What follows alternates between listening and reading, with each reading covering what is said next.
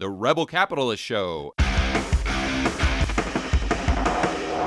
I always hear you, and I'm sure all the people listening and watching right now hear you in other podcasts always say, well, this isn't money printing. You know, when where they're doing QE, it's not money printing. You know, where the Bank of Japan is doing XYZ, it's not money printing. It's not money printing.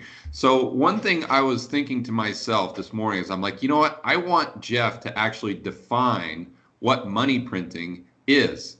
So in Jeff Snider's terms, what is money printing? What money printing would be right now, today, would be shadow money expansion. If you see visible money or visible forms, I don't treat bank reserves as money, but some people could. Bank reserves to me are not money; they're nothing more than tokens or clearinghouse certificates. Anyway, but even if we treated bank reserves, what the Fed does as money, they go up. It's what you don't see going down that offsets it, and more than offsets it, really. And we do have some statistics for shadow money too, things like commercial paper, repo Fed funds markets, and things like that. And we do line them up. Even if you treated the Federal Reserve's bank reserves as money, the amount of money the amount of balances that have come out of those things more than makes up for what the Fed has tried to add back to the system, even Fed bank reserves for money. So money supply growth is essentially shadow money expansion, which is bank balance sheet expansion. And again, that doesn't happen until the banks decide, hey, we want to take risks again. And there's just absolutely no sign they want to take risks. And this year, more than most of the past 10, 12 years, right? It hasn't changed this year. In fact, anything, it's gotten worse. Yeah, you know what I try to do, and tell me why I'm right or wrong here, is I just try to get fixated on the deposits in the commercial banking system or the commercial bank liabilities, because the reason you're trying to figure out if money supply is growing or if there's money printing, for most people, it's just to see if consumer prices are going to go up, right? They want to figure out consumer price inflation. So maybe I'm oversimplifying it, but in my mind, if I can just focus on the deposits or the liabilities in the commercial banking system, because at the end of the day, that is what's chasing those goods and services. Am I oversimplifying it? I think so. And I think you're leaving out, the repo market, how corporations, for example, use repo balances to do real world activities. They write checks against the repo fund. That doesn't show up as a simple deposit. It doesn't show up in.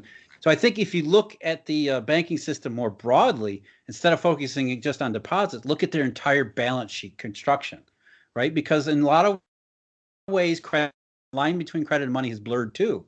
So if you look at a bank overall and say, okay, it has some of this and some of that and some of this, how is the overall bank balance sheet being constructed internally? Is it expanding?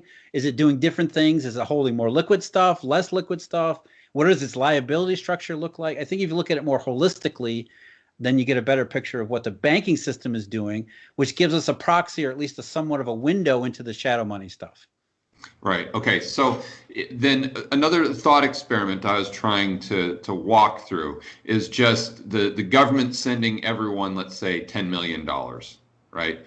And so that obviously increases those deposits that we were talking about. Maybe it increases them enough to outweigh the destruction that's happening potentially in the shadows.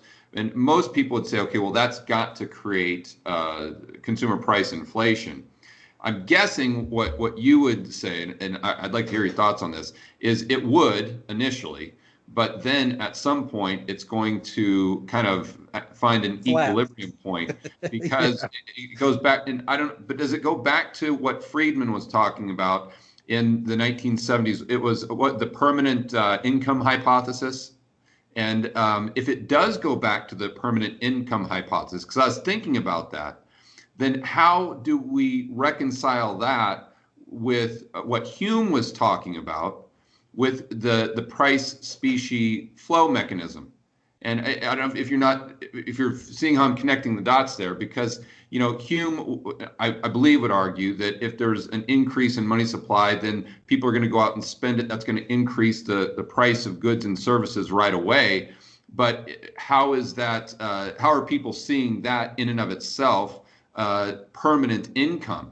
And if they're not seeing it as permanent income, then what was Hume maybe was that an oversimplification when you look at what Friedman was talking about in the 70s? Did you see how I'm Yeah, no, and I think you're right. And I think Hume was oversimplifying things because the system was different then. It wasn't the same thing. We're talking about specie versus, this fuzzy shadow money that we're talking about today. There's all sorts of different ways to think about it. And when in Hume's day, if you got a bunch of gold, if you found gold sitting on the side of the road, you picked it up, you were going to use it. And at that point, that gold was out of the monetary system. It was out of the economic system. It was sitting on the side. It was physically outside the system. Right. So you're essentially picking up and putting it back into the system. Whereas that we're not really talking about the same kind of thing today. We're talking about redistribution and things like that. But going back to your original question, if the government paid everybody $10 million, would that be inflationary? The issue of inflation isn't really about consumer prices. And you were right to point that out, George. We're not really talking about consumer prices. Consumer prices are a symptom of what we want to see, or what, in the current case, what central bankers want to see, which is economic growth taking place that's sufficient that it creates, there's enough money in the real economy that creates growth that allows companies to raise their prices, because that's the natural way of things moving. And so if the government decided tomorrow to pay everybody $1 million or $10 million, would that be inflationary? Well, no, it would reset the entire system. And it would reset the system such that the price of everything tomorrow would be 10 million times, or whatever. It would be some enormously big number bigger. Right. And that wouldn't necessarily be inflationary either. That just might crash everything, because nobody would have any way of analyzing, predicting, or thinking about what tomorrow would look like. Because what we would say is that tomorrow would be a reset, and we have no idea what the other side of it would look like. And I think in that situation, you end up with the same kind of deflationary stuff we see today, where everybody just says, we don't know we have to wait for everything to sort out before we do anything. So people end up just hoarding.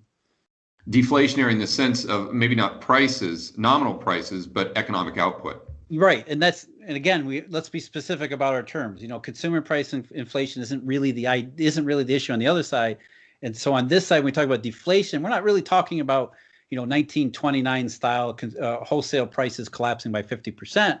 We're talking about the curtailment of, as you always point out, George, and I love that you do this, real wealth. Real wealth is not money. Real wealth is not the amount of dollars in your bank account or in your Schwab portfolio. Right. Wealth is real economic and productive activity.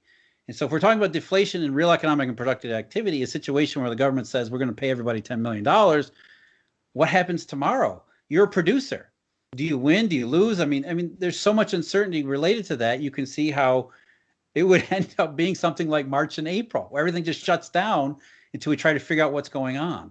Yeah, right.